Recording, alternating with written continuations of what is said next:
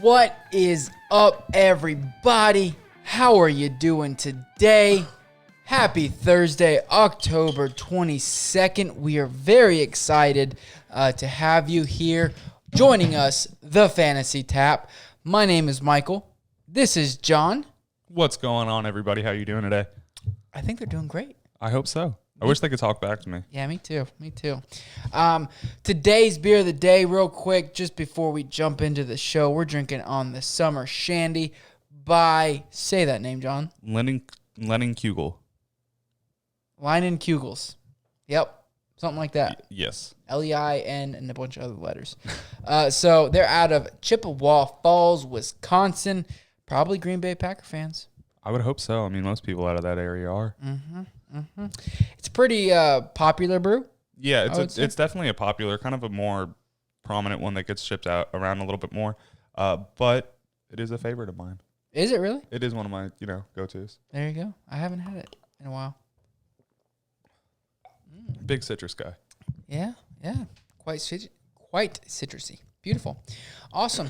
Well, anyways, ladies and gentlemen, let's talk about what we're going to be talking about today. Talk about all the talking. Talk about the talking. Of course, we got our question of the day. We've also got news, our Thursday night preview. We're also going to update you on those bye weeks. And then, of course, today is our starts of the week episode. So we will also have those coming to you at the end of the show or closer there. So, but anyways, let's jump into it real quick. Question of the day, John. This is regarding another John. All right. John Ross. He requested a trade from the Bengals.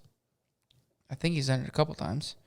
But he did. Probably not the only one. Yeah, he has requested a trade from the Bengals. What team do you think would be a good landing spot for him? And don't steal all my teams. No, he saw what AJ Green did. So if anything, he's going to be getting a bunch of targets next week and actually be good. Yeah, right. No, realistically, there's not many teams. We kind of briefed on this before, but not many teams that are looking for a mediocre tier deep threat receiver. But a couple good teams that I think he can land on, one of them being Washington. Terry McLaurin balling out. They're starting to use J.D. McKissick as a receiver a little bit and pass catching back out of there, but they don't really have a plethora of talented receivers, let alone a solid deep threat guy. So I think he'd really kind of excel there. And I do think that they could give away a late round pick for him if that's what they're doing, or someone who's getting ready to take up a contract, depending on what they can do. And then another team I think it's possible, not probable though, would be maybe New England. They do kind of need some receivers, but maybe they'll give him a second like they did last year for Mohamed Sanu. Hey, or even a fifth. Let's be realistic. A solid fifth. Something. Yeah, no, those are definitely teams that, I could see him being a part of. Also Green Bay. Green Bay is one of mine. And the Eagles, of course, they, they don't have any receivers except for Travis Fulgham. I don't know. I think they're getting ready to be a little more stout. Until they get hurt again. Deshaun Jackson. Mr. Jackson himself. Mr. Jackson. I'm sorry, Miss Jackson. I am for real. We're a singing podcast now. But anyways, Deshaun Jackson is coming back here shortly. And so is Alshon Jeffrey. But who knows with them. The only thing is, I really don't think anybody's going to trade for him, to be honest. He's in his fifth year currently. So. No, he's actually in his third year currently. Oh, he's in his third year currently. But he's in for when is his contract up? He was a late round pick, so his contract will be up at the end of this year where he'll be eligible to re-sign. See, yeah, I think that if as long as his contract's up this year, they're just gonna let him go, not pay him any money, and somebody will just sign him. They won't have to use a draft pick on getting him. And he's not you can always grab a fast receiver in the draft or pick him up. Yeah, obviously there's not going to be a super strong draft class of receivers like we saw this year, where it's super deep. I think he's pretty talented, honestly. I mean, he's had a handful of 100-yard games already with minimal catches, and it doesn't take a lot for him. Oh, he's a burner. He's obviously not going to be a team's number one, but as a 2 or a 3, he could be pretty decent. He is still kind of young. He's only 24 years old. Wow, I'm old. So, I mean, there's still a lot of football left in him. He did miss a lot of games so far this year. I'm sorry, he didn't miss any games so far this year. Oh, yeah, he did. Okay. Due to some family issues and then as well as COVID. He was also a healthy scratch, too, a couple weeks ago. Yeah, They so just took him off. I don't think the fact that, he hasn't been doing amazing is really a proof of who he is. I mean, last year the Bengals receiving core in general was terrible. This year he's just fell behind a plethora of other good receivers. I mean, they did get T. Higgins, who's kind of almost that skill set too. But he's balling out. Tyler Boyd's playing underneath, balling out, and then A.J. Green started playing underneath this week, doing great.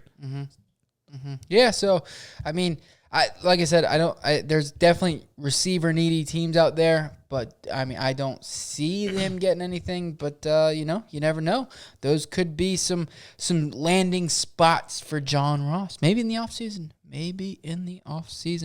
But anyways, ladies and gentlemen, let's jump into the news for today.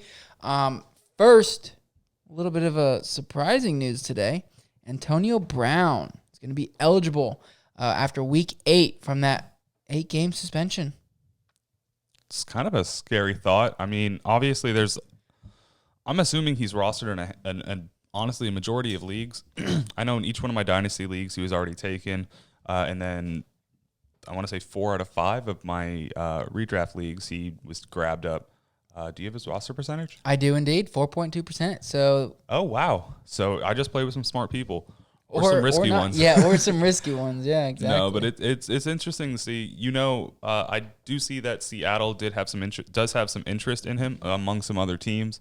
You saw in the offseason he was working out with Russell Wilson at his house, as well as I believe he got some before he got his 8-game suspension. He actually went and practiced with the Seahawks. No, because of COVID. Oh, no, in the offseason, he was practicing with the Seahawks receivers as well as Russell Wilson at a private practice, as well as him and Russell Wilson at Russ's house. So I do think that. You think Russ cooked for him? I think Russ is making a play for him. But do you think he cooked for him? Oh, maybe, yeah. Oh, I'm sorry. I thought you meant like just, cooking up a contract or trying to get him there. You mean like actually cook. Actually chefed it up. What do you think he made? Spaghetti. I don't see him as a carb guy. I don't know. Maybe. What do you think he's eating? A lot of meats, a lot of vegetables, and a lot of like. Oh, Sierra. Maybe. I would think so. Oh, boy. But, yeah, that's going to suck if he goes there because DK Metcalf and Tyler Lockett, that's going to knock them down a little bit. Do you think it helps Russell but hurts those two, or how do you think it'll play out? I think, like you just said, I think it helps Russell and hurts those two. I don't think I obviously don't think we're going to be getting, especially this late in the season, any sort of AB that's, what we saw back in 2017, back at the Steelers. I do know he's a talented guy. He's going to be great. It's definitely going to take just total targets away from them, not completely shut Lockett or DK down. And it's going to take him a little bit to where he's fully incorporated in that offense. Mm-hmm. Yeah. Yep. But anyways, John, you want to get into the rest of the news for today? Yeah, so DJ Chark and Laviska Shenault were limited today with the Jags practice, actually limited Wednesday. DJ Chark with an ankle and Laviska Shenault with a hamstring injury. Le'Veon Bell was at practice today. Looking good in that New Jersey, looking good, looking healthy. Andy Reid did comment they are looking at his Week 7 status as day-to-day, and they'll kind of just see how it happens. He hasn't had much time to get incorporated into the offense yet. I mean, Today was day 1, or Wednesday was day 1. I told you might get one more week out of CEH. One more. Yeah, I think CEH is still usable this week. At most, Le'Veon, even if he does see play time, is only going to be getting like maybe 8 to 10 carries, 8 to 12 carries, touches in total at most. Leonard Fournette and Scotty Miller were both full in practice today, while Mike Evans and Chris Godwin were both limited. God, help me. They were both limited. Both of them, as reported, were not. It was more of a rest day. Wednesday practice means, they just came off their Sunday game. Time to, take it easy. They were hurt before this game anyways. And then Bruce Arians did say that Chris Godwin should be getting back to that role that he was once he becomes healthier, meaning that, he might be playing a little bummy right now, even though Mike Evans was playing much worse. But he should be seeing some more from him. They're all playing bummy down there in Tampa Bay. Hey, the team's doing good. The defense is doing great. Defense is great, yeah. And they just made a defensive tackle trade, so. Nice, yeah. John Brown, another deep threat receiver, missed practice on Wednesday. He's been banged up all season. Got a juicy matchup. It's a great matchup. Just pay attention to him. Realistically, it's more than likely he's going to play, but more in a limited fashion. Joe Mixon missed practice on Wednesday after that foot injury. There's still no news on the severity of it and how long he's going to be out. Hope we get something soon because I know people need to figure out what they're doing with their rosters. And then over in the Browns, David Njoku, Baker Mayfield, Jarvis Landry, and Kareem Hunt were all limited today. All carryovers on their injuries from what was happening previously in the season. And then Nova Fant became practice limitedly, and Melvin Gordon was a full go. Apparently, they're not going to be doing any sort of penalty or suspension or anything with that DUI. Well, actually, I've heard that I was listening to the radio the other day, and they might actually push that suspension back until next year or some sort of discipline, which is something being tossed around. But, you never know. Kind of a weird situation, but glad he's getting back on track there in Denver. So. Yeah, I mean, sad to see it personally. I'm a big Philip Lindsay guy. I like him a lot. I personally, no offense to Melvin Gordon, I personally was hoping that he got some sort of suspension so I can get some usability out of Philip Lindsay this year. I mean, come on, guys. Oh, boy. But I've had Philip Lindsay on a couple rosters, so like I said, was kind of hoping. But, oh well. Other than that, Jordan Akins missed practice again. Still no idea when he's going to be coming back. Sam Darnold limited, hopeful for Sunday. I guess the Jets are done watching Flacco do what he can't do. And then Jamison Crowder, for all you little Jamison Crowder fans out there, hurt his groin in practice on Wednesday, and then continued practice in a limited fashion after that. So hopefully he's good to go because he's already missed a good amount of time this year. Will you massage his groin if need be? If that makes it better. If that makes it better, yeah, absolutely. All right. This is fantasy football. Team. Yes. Whatever it takes. Juju Smith-Schuster was limited in practice again on Wednesday, which is part of the normal for him. Typical for him. But something was a little bit different. Deontay Johnson actually logged a full practice. Time out. Oh, and my was gosh. a full participant. That's great to see. Yeah, it is because he had a ton of upside, and I think he's going to have some very fantasy relevant games in the future. Just got to stay healthy. I personally think that what you've gotten from him is the greatest thing you could do if you don't have him on your roster. The greatest thing that could have happened if you don't have him on your roster, mainly for the fact is trade for him. Yes. I think he is an amazing trade target that you can get super cheap. That has insane upside. Someone else that I think is kind of in that same bubble, but they might be going a little more expensively, would be someone like Darius Slayton. I think he's been a little underused this season in that in any sort of like dynasty. I think that he's going to be a little bit better in the future and especially more usable. But this year, I think Deontay Johnson's going to have a crazy rest of the season and blow a lot of people away. Yep. Get him while you can. Yeah, I think you're going to be able to get him cheap too. Yep. Jonnu Smith injury was deemed minor and was limited in practice. Oh, boy. So all you Fursker believers, don't jump on that train too soon. And if you already spent your fab budget on him, sorry. Corey Davis was activated from the COVID exempt list as well for the Titans. And then Julio Jones did not practice on Wednesday. Last week, he did follow do not participate, limited participation trend. So his availability still up in the air. We saw him ball out last week coming off of one limited practice. So we'll see what happens and what can continue to happen. Then Mike Davis began practice in a non-contact jersey. He did limp off the field about midway through last game. But he did practice throughout the entire practice, taking all of the standard reps. So he should still be a workhorse this week coming into it. Hopefully, I have him going in one of my FanDuel lineups. Nice. Michael Thomas returned to practice today. But then apparently, injured his hamstring during one of the practice. During the bye week, he actually injured his hamstring. And he didn't practice in the open to the media portion, but he did practice in the private session. So don't know the availability of Michael Thomas continuing into week 7 now. Jeez, no, please. And then for all you Eagles fans, Deshaun Jackson is set to return Thursday night. Yes, yeah. I think it's going to help Travis Fulgham. Yeah, it's actually possibly going to, because Travis Fulgham is still set to be the starter. Yes, sir. And Deshaun Jackson didn't bump him out. So Travis Fulgham's listed as their wide receiver 1 right now. I told you he's going to have a couple weeks after he had that big game. I said he's going to have some very fantasy relevant. I mean, once you start your career with 2 big games with touchdowns, then you go do it a 3rd week in a row, I can trust you. Yeah. Big time. Yeah. And then Carlos Hyde is on track to sit out again this Sunday coming up. Oh, boy.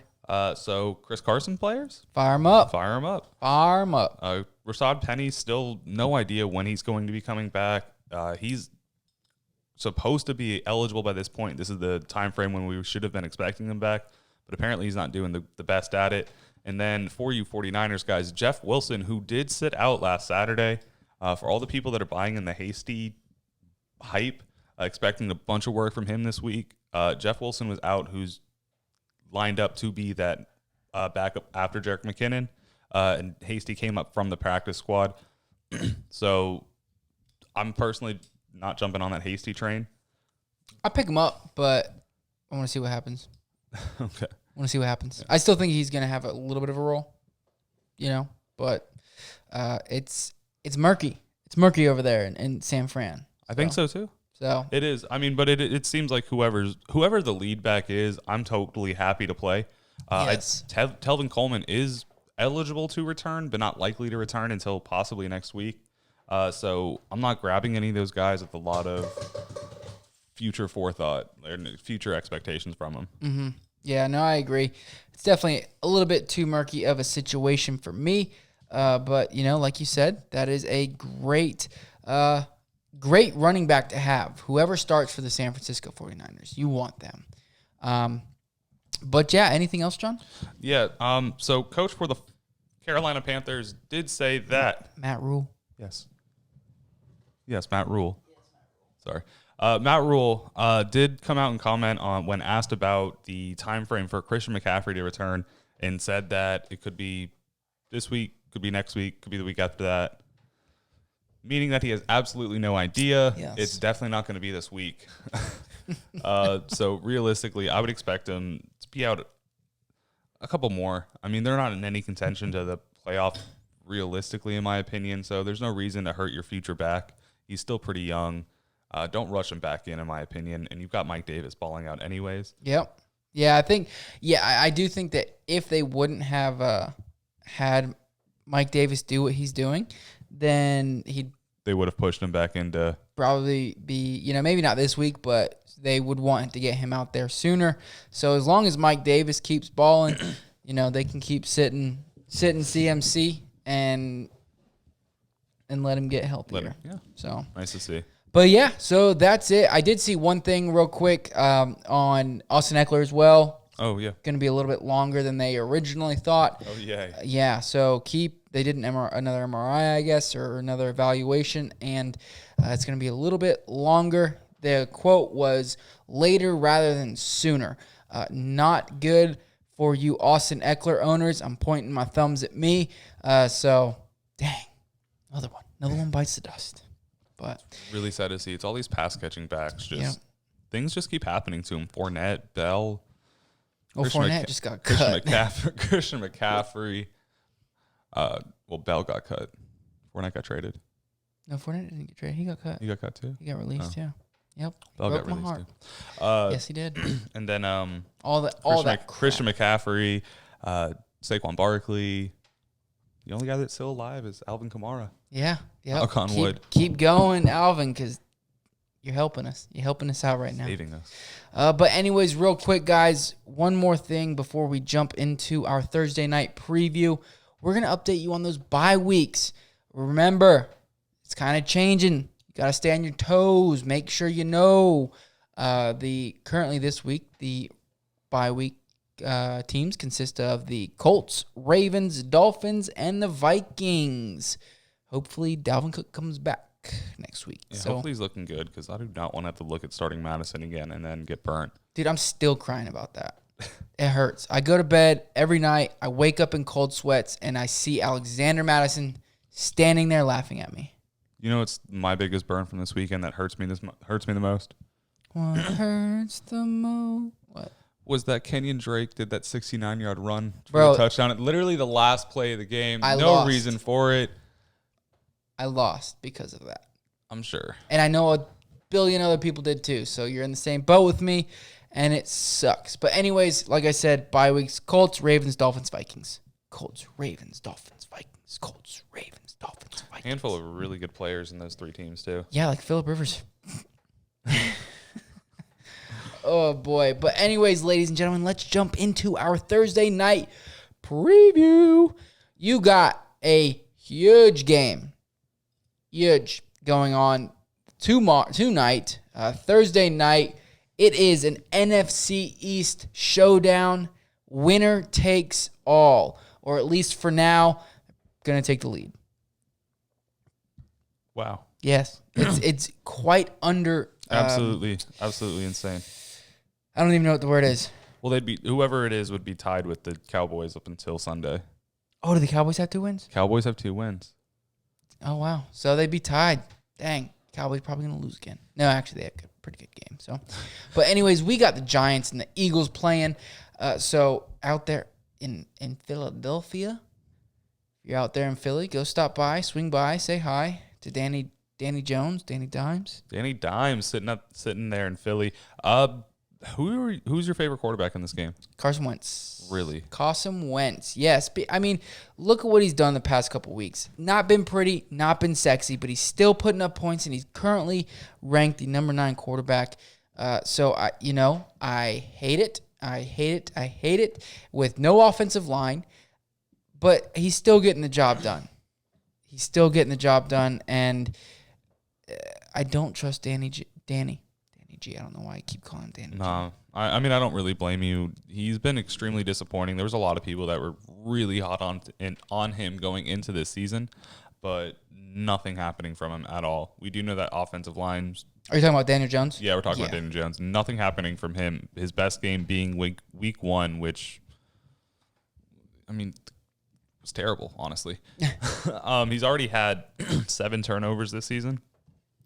So that's not really a good stat for him. No. I don't expect him to be much better than he has been. I wouldn't really jump on that train, and no way I'm going to be playing him this week. Going to be staying away. I do like Carson Wentz. He's great against those weak defenses, and then his receivers can get behind people. So great to see. I think with Miles Sanders not playing this week, I think it's going to make him throw the ball a little bit more. Hopefully Dallas Goedert can come back, and at least they can have a tight end to throw to, because I know they do like having that. They don't have to go to that third string and really just open up the receiving game for the guys. Yeah, it's going to be rough. It's going to be rough. You know, I'm avoiding Daniel Jones like the plague. You know, the Eagles have been pretty good against the mid-tier, against the quarterbacks. And, you know, he did open up with a tough schedule, but it's not working out there. Carson Wentz, I'm fine with playing. Devonta Freeman, what are you doing with him? I'm possibly playing. I think I'm going to play. I think I would play him this week as like a desperation flex. It's Thursday. Are you that desperate? No. I mean, but if you're really, really hurt at running back and you really need someone, he's playable. It's not going to be a pretty night. He did do pretty good when they did play against Dallas. Maybe it's the divisional thing for him. And they played Washington last week, and he didn't do much better. Yeah. But I mean, he does get a hand. He does get the touches. It's all about production and what happens. Last week, the game was cut. The game was just a short game. I mean, there wasn't a lot of offense on either side of the ball. I mean, Danny Dimes only got to throw the ball 19 times, and the running game was only limited to 28 carries between the Giants running backs. So I'm not taking last week for a lot for them, but no, I'd definitely play Boston Scott. Yeah, I'd play Boston Scott for sure. I love Boston Scott this week with Miles Sanders out.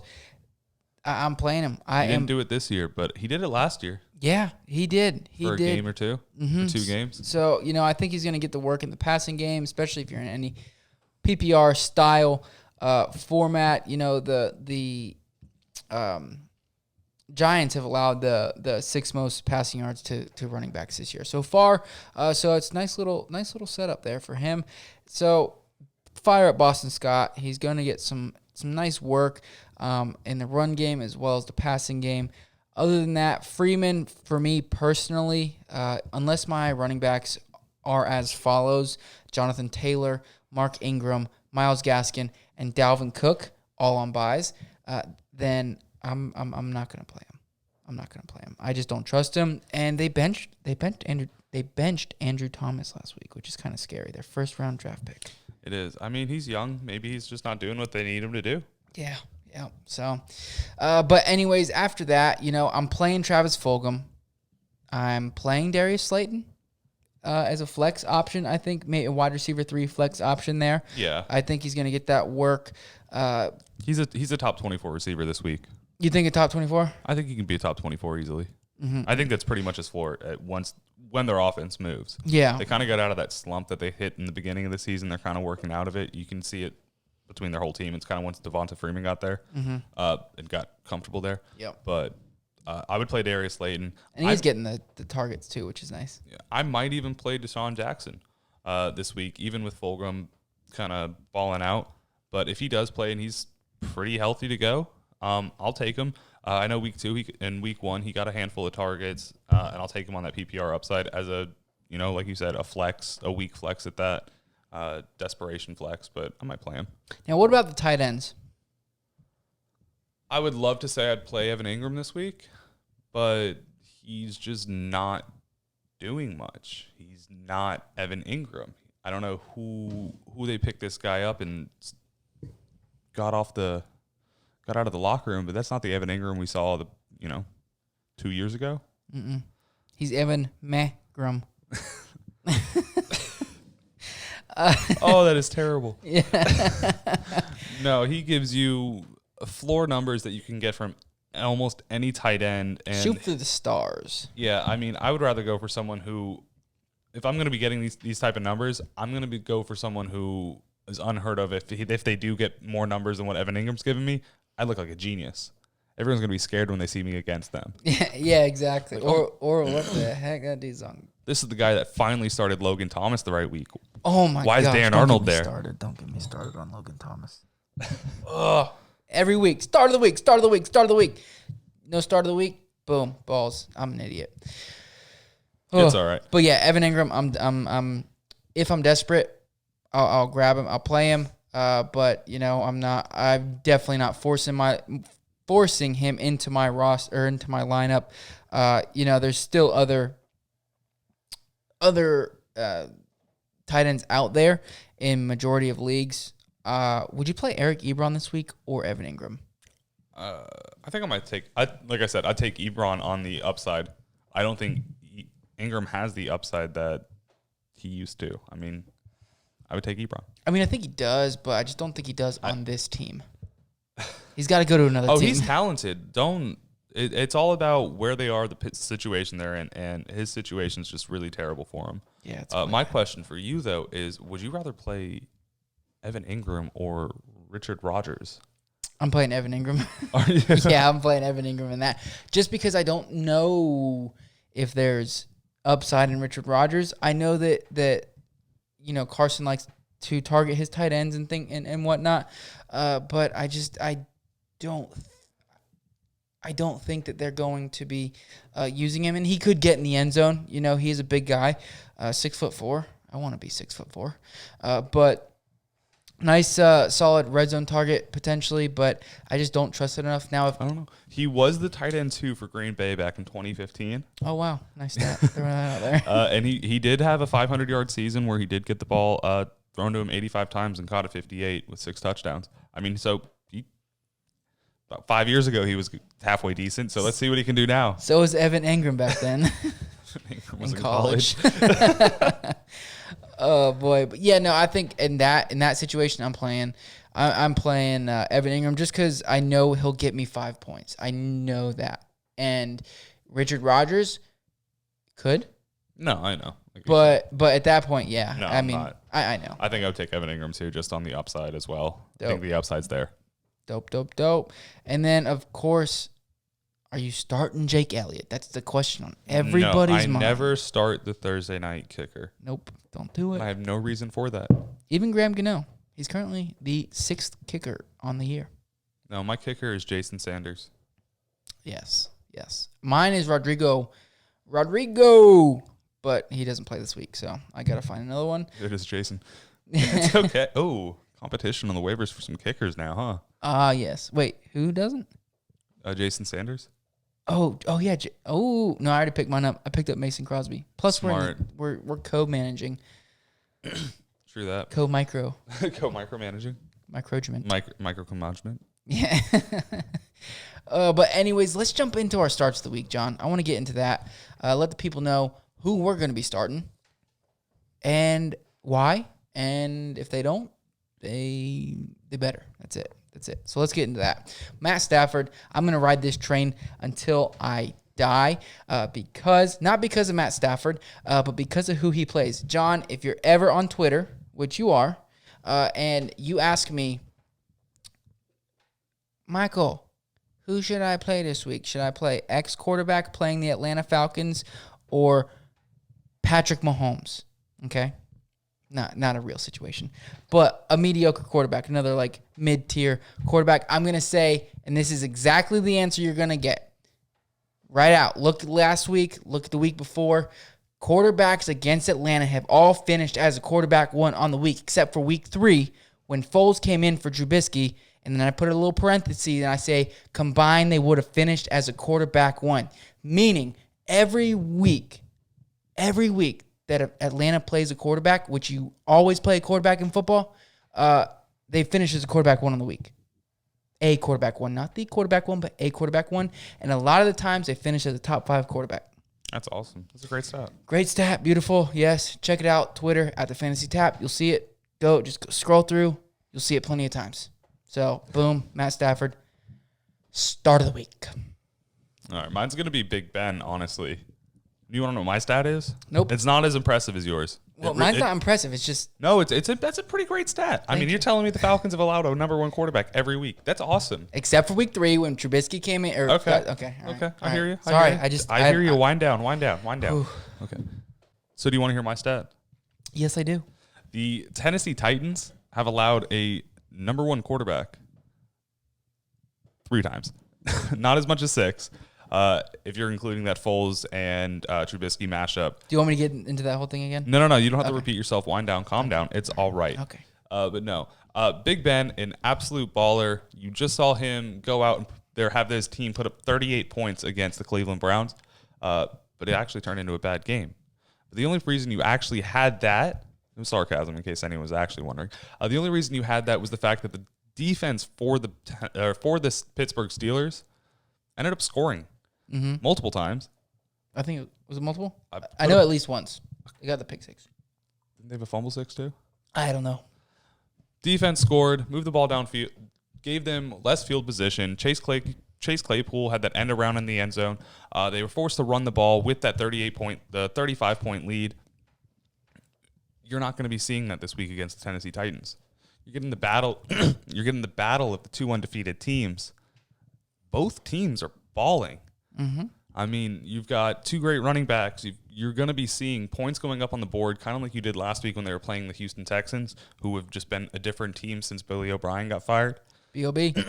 But I think that you're going to see something similar in that shootout with a quarterback that's going to be able to keep up, if not outperform Ryan Tannehill this week. And I do think that you're going to find Big Ben as a top 5 quarterback, especially if Deontay Johnson's back fully healthy. Just an absolute baller. Hit this matchup. You're going to love it. Yes. Yeah, I do like Ben this week. I mean, I think it's a pretty good weekday. It's going to be a shootout. And you know what? You know what I am most excited about this game, John? What's that? As a Dolphins fan, one of these teams are going to not be undefeated. So that just means one less team to take a shot at our undefeated Dolphins. Every year I like it when no teams go undefeated because that's the only thing we got there in Miami. So, but anyways, great pick there, John. I'm going to double down on this game real quick for you. My start of the week running back, or my running back start of the week is James Conner. James Conner. He has been getting a solid workload, getting more than 18 touches a game, which is great. He's been and putting up solid yard per carry numbers as well. He's gotten in the end zone the past 4 games also, so I think that trend continues this week. And the Tennessee Titans, to go along with James Conner's really solid yards per carry, they have allowed the 6th most yards per carry to running back. So I do think this is going to be a solid matchup for him, and I do think he is going to be scripted into the game plan. He is, like I said, I mean, he's been getting over 60 to 70% snap share percentage, so on the field a ton, and like I said, getting more than 18 or more touches a game, except for week 1. So the touches plus the yards per carry, again, in this game, I do think he's going to get a little bit of passing game work as well, which will be nice to sprinkle onto that. But James Conner, start of the week. I really like that. Thank you. You know, just this game in general is just so great. Yeah, it's going to be a good one. I can't wait. I hope we got to watch that one. No, we're going to watch it. I'm sure of it. But getting into my running back, someone that I've knocked this whole preseason. Same. I've hated on him. Me too. I'm not happy for it. We took it now. We were wrong. You heard that? Chris Carson is going to be my start of the week at running back. Playing against the Arizona Cardinals, he has surprisingly been very useful for Russell Wilson and has found himself in a great opportunity while other backs just keep getting hurt behind him and not having those fill-ins fill in for him. He's been extremely efficient in the passing game, catching 21 of his 23 targets. That makes him third with a 91.3% catch percentage. Really great, especially when the Cardinals have been allowing the 2nd most touchdowns to the running backs and the 5th most yards to the running backs in the air. I do think that Carson's going to be able to get that pass catching working for him again, as well as rushing the ball down their throats. Possibly if Carlos Hyde misses again, you're going to be seeing a lot of work coming from him. Chris Carson's actually ranked 1st in the league for receiving touchdowns from a running back. Mm-hmm. But he's actually tied with 2 other people, those being Alvin Kamara. Not bad company. No, I'm not bad at all. So I do think that he's going to end up just having another one of those big games for himself. Just be an absolute baller. Going against the Cardinals, pretty decent matchup. It's going to be I think a high-scoring game, especially with something weird I've thought of. I kind of see like Kyler as a smaller, younger version of Russell Wilson with not such a deep arm. Smaller? That's crazy. I mean, he is smaller. Yes, I agree. But it's crazy thinking about like a smaller Russell Wilson. Okay, I was going to be like, hold up. Are you trying to tell me that Kyler's bigger than Russell? No. I was going to say, Russ isn't like that small. Like 5'10", I think. 5'11". He's listed as 5'11", but you know he's at that point in his career where they give him that extra inch. Yeah, they put some salt in his shoes. Do something, but no, I do see that Kyler and Russ as like the same style of quarterback where they do have good. I mean, Russ has a better arm, but they have good arms and they're pretty run efficient. It's not their primary thing, but they are pretty good at it. Kyler being younger is a little bit better. But I do think this is going to be a big game, and I do think that Chris Carson's going to be in the end zone, if not once, possibly twice. He likes to find that area. He finds it. Yes, he does. Somehow, and Russ likes to make sure he gets there at least once a game. Mm-hmm. Yep. Beautiful. Love Chris Carson this week. He's going to be a baller. And getting involved in that passing game and everything. They're letting Russ cook. They are letting him cook out there, and Chris Carson is a beneficiary. So, anyways, moving on to my wide receiver start of the week. That's going to be Stephon Diggs going against the New York Jets. I know we keep picking on the Jets, but they're easy to pick on. They're currently averaging 9.45 yards per target to the wide receiver position. They're also, which is ranked, fifth in the league, fifth worst in the league. And they're one of only 8 teams so far to allow over 1,000 yards to the wide receiver position. So Stephon Diggs is a must start this week. I mean, he's going to eat. One thing that I really love about it is he's averaging 9.8 targets a game.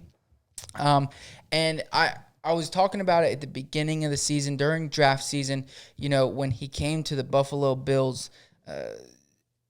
He's typically in Minnesota. He was more of a field stretcher. His average depth of target, I believe, was like around that 15-yard mark or so. And now he's back down to that 10, 11 range in average depth of target. So, yeah, they were saying in the offseason, Josh Allen was talking about how their focus this year was just to make that offense put the ball into those receivers' hands quicker and let their talent do the rest of the work, and that's what you're kind of seeing, which is great. Yeah, it's nice because he can stretch the field if need be, but he can also get the ball into his hands and then make plays from there.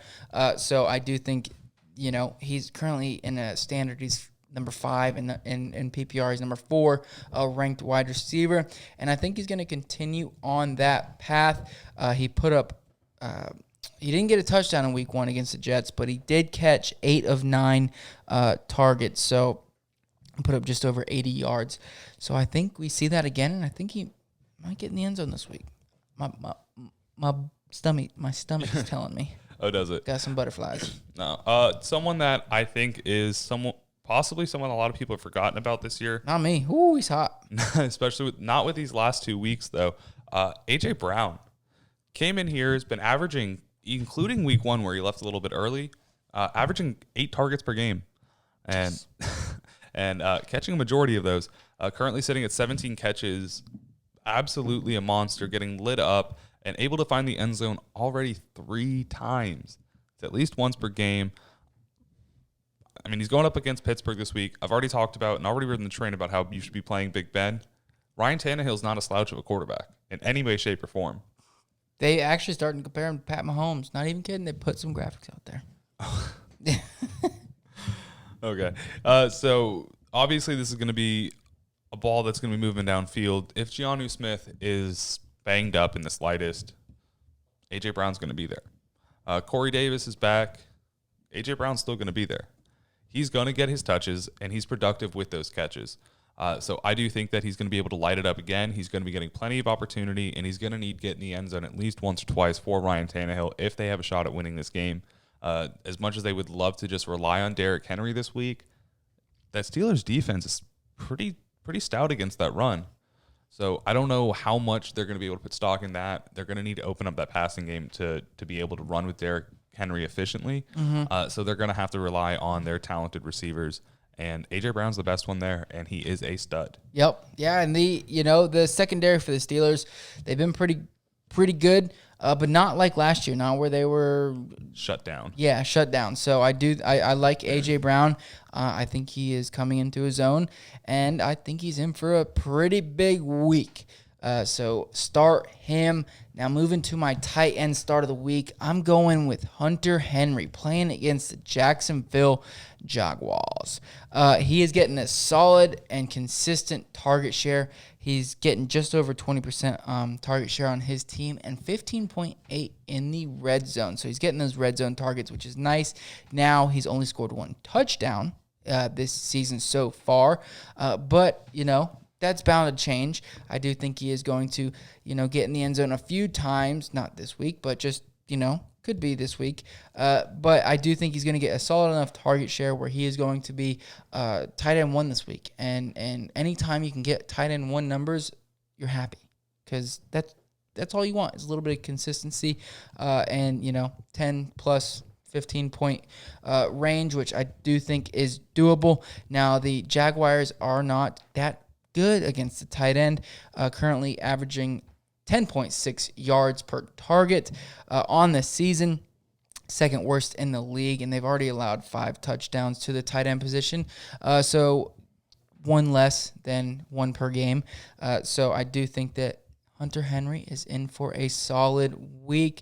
Plus, Keenan Allen's a little banged up. He was actually going to be my start of the week, Keenan, but he was. I didn't include it in here just because, but no, he was practicing full today, looking good. Oh, he did? Oh, okay. Yeah. Good. Well, that was the only news out of LA, so I just didn't add it. But even with him on the field, he's still getting a solid target share. Yeah, no, he's still being used. Definitely still being used, especially with Austin Eckler, who's another pass-catching back out of there, not being on the field to absorb those targets. My tight end for you guys, some name you've heard us talk about pretty good often, but I think this is the matchup where he's going to be standing out the most. T.J. Hawkinson, complimenting your little Matt Stafford play there. I'm gonna say you play anyone against the Falcons. Yeah, Did you know they've allowed a number 1 quarterback?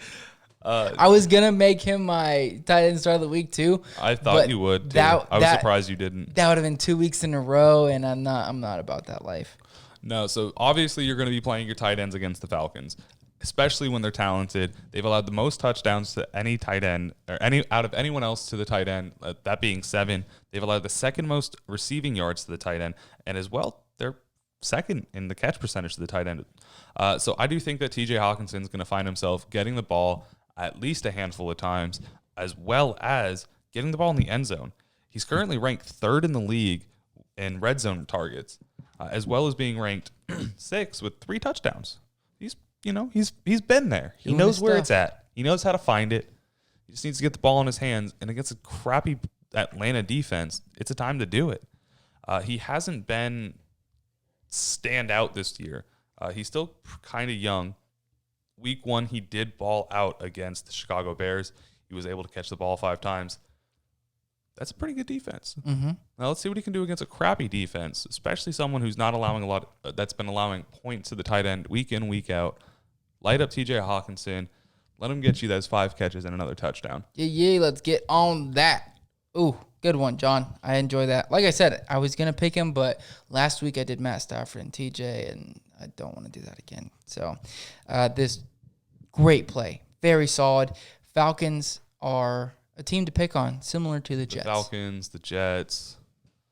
What are some other teams that are on the top of all of the points? Seahawks. The Seahawks, the Eagles, so the tight ends. Beautiful. The Chargers defense has actually been falling pretty lately.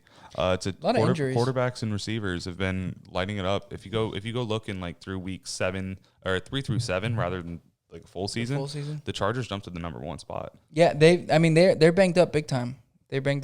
So definitely another team you can start picking on, especially their secondary.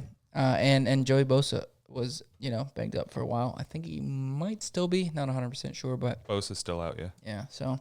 But anyways, ladies and gentlemen, those are our starts of the weeks. Remember, again, just a quick reminder before we get into our beer of the day. Bye weeks do consist of the Colts, Ravens, Dolphins, and Vikings. So make sure those guys are out of your lineup and on your bench. Unless you're really, really going to win this week and you don't need that person, stunt a little. Stunt on them. Nothing says I'm the better player than if you you played Lamar Jackson this week and still won. I'm just kidding. Please don't do that because then you're going to blame me for it, and I don't want that. I don't want that pressure. Yeah. Please don't. Please no, do. Play Big Ben. Boom, done. Play Big Ben. Love it. But anyways, ladies and gentlemen, let's get into our beer of the day.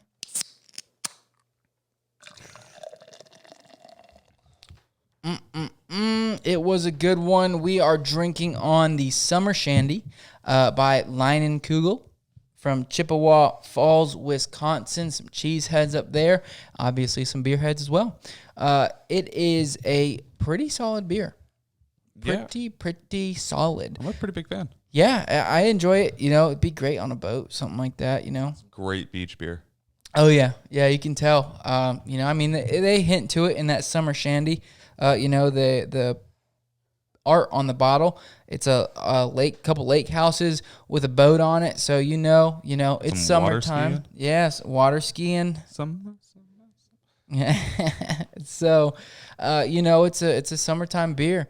Go fishing on the lake, maybe go to the beach, go to the river, get on the boat, do whatever. Take one of these. Make sure you're doing it responsibly, though. Do you know what else is on the bottle? Lemons, wheat. I was going to say, it's a pronunciation of the brand name. Oh, where's that? It's Leinenkugel. I was close. Leinenkugel. Yeah. Leinenkugel. Cool name. Cool name. But anyways, the Leinenkugels, there's 6 generations so far of Leinenkugels, brewing beer in Chippewa Falls. It started in 1845. Oh, wow. Yeah, with Jacob Leinenkugel. They immigrated to Wisconsin from Mackenheim, Germany. So came over here, decided they want to use their German brewing knowledge and bring it to the States. They thought that Wisconsin was perfect, had great soil, rich soil for the hops and grains, and the pure water was great to make a beer. Really, really crisp. Yes. Really clean water, you can tell. Yeah, definitely. So you're telling me this is a German. What's with the Native American on the front? Chippewa? Chippewa is what I'm assuming. I'm assuming too. Yeah. You gotta mark it somehow. Yep. So, but yeah, they've been, like I said, 6 generations. 1899, the son-in-law, Henry Casper, served as president on the brewery. Then down in, 3rd generation, after the prohibition was repealed, they started brewing again and doing it all the way till now. Currently, still the family owns it. CJ, Ellie, Matt, and Kirk Leinenkugel carry on the Leinenkugel's legacy along with Tony Buer, and they're still getting it out there. So if you're in the Chippewa Falls area, you can check it out. They've got, if you go to Leine.com, that's their website. You can check out and find their exact address for their brewery, as well as, of course, hit buy beer in store, and it shows you where you can get that beer near you. And if you're in the area, you can actually buy beer online. They've also got a shop that you can buy different merch and stuff like that, as well as a whole list of all of their beers. Quite a bit, So, I would expect it, being that they've been brewing since the 1800s, a couple years before I was born. But looks like a pretty solid place. Whenever we're up there going to a Green Bay Packers game, we got to swing by. Do you know this beer was actually brewed and established the year Jerry Jones was born? Oh, wow. 1867? Yeah. Ah, nice. What year was that, John? 1908. Jerry Jones? I don't know. He's 112? I don't know. Then looks like it. It was a joke. Ah, yes. Okay, sorry. I thought that was the actual fact you were throwing out there. I was like, damn, that's dope. Yeah, he's 160 years old. Looks it. Yeah, it doesn't look great. Does not look great. No, but this is a great beer. Absolutely one of my top 5 beers, especially like a big brand beer, without getting into like any of the crafts. But definitely a really, really easy beer to find and great one to drink anytime in the summer. It is a 4.2 ABV, meaning that it doesn't really pile up on you too quick. It's something easy to drink. You got a nice little get a little break. It's only at 11 IBU. Yeah, not very bitter. It's a Weiss beer, so you're really not going to be getting too much bitterness out of it. But it does pour a nice, deep, opaque, bright yellow straw color, kind of like that, like beer color that you expect, and like any sort of like an emoji or any sort of just like nice. The beer pouring like a beer. Beautiful. Yeah. Great word. Great. Like your stereotypical beer that you would see in a movie, an unbranded beer poured in a glass. It's just that yellow, like that Simpsons beer. I got you. No, you don't. I do. You're a liar. No, I got you. I just thought you described it very well. Oh. Yeah. As far as the smell, it does give a nice little floral hoppy smell in the very beginning of it, and then kind of gives you a nice little sweet punch of lemon. Yep. And then there's a little back end sweetness to it. It does say that it's brewed with some honey, so I'm assuming that's what you're smelling. Yep. But personally, I'm not getting that honey, but I'm getting like a sweet. Kind of reminds me like a hot toddy, but cold. I might give you that one. Yeah. No, I mean obviously not that like whiskey like punch, but gives you that kind of same vibe, which I like. I love hot toddies. No, especially when I'm sick. No, it's great. As far as the flavor, it starts off really smooth and really clean, almost a little bland at the very front of it. And then the longer you enjoy that sip, it kind of becomes sweeter. And then you get a nice, again, another punch of sourness that as you take it away from your tongue, the actual lemon flavor, not so much sourness, builds up. And like I said, I love lemon, so this one was a great one for me. Lemon's good. I saw this on the shelf, and I was like, hey, why not? We're doing a beer podcast. Let me try this one. I haven't had it in a while. Let me get another one. Yep. So for me, just because this is, like I said, one of my top favorite ones, as far as like a big brew, I'm not going to rank it up too high just because it is that. Yeah, I'm going to give it a 7-8. Yeah. I mean, I feel like that's pretty fair. Yep. It's not my favorite beer in the world, but it's an easy drink for me. It's good to go to. Obviously, I don't drink it a lot. Yeah, I'm giving it a 7.5, right around that same spot. I'll pick it up if I see it and I'm going out to the beach or whatnot. It's a great, like you said, lemony, which I like. And that, you really get that smell off of it too, which is great. Like I said, kind of like a hot toddy, but cold, and not as... not that punch that whiskey gives you. But I do think it's a solid beer for any outdoor activity. Grilling if you're grilling out, cooking out for the game or whatnot, pick them up. You've probably heard of them, and they're all over the place. So you can definitely find it somewhere local near you. But anyways, ladies and gentlemen, thank you so much. Cheers to y'all for listening to this podcast. We really appreciate it. If you guys could tell one friend about us, that'd be great. I know we've been kind of not surprised, but on Twitter and Instagram, we get a lot of feedback and comments and interaction. And a lot of the times people don't know that we're actually a podcast as well. So if you can just tell a friend, let them know, and we will, answer any of their fantasy football questions, get any of their recommendations for beer. We'd really appreciate it. And if you could rate and review us too, that would be awesome.